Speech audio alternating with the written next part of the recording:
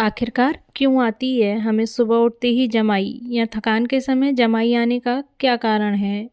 उबासी आना एक तरह से शरीर के थके हुए होने का संकेत होता है। जिस दिन आप ज़्यादा थके हों और रात की नींद पूरी ना हुई हो, उस दिन सुबह उठते ही जमाई आती है।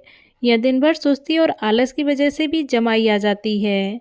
इसके पीछे का कारण यह है कि नींद अथवा झपकी के समय हमारा रेस्पिरेटरी रेट कम हो जाता है, जिसके कारण शरीर में ऑक्सीजन की आपूर्ति कम हो जाती है।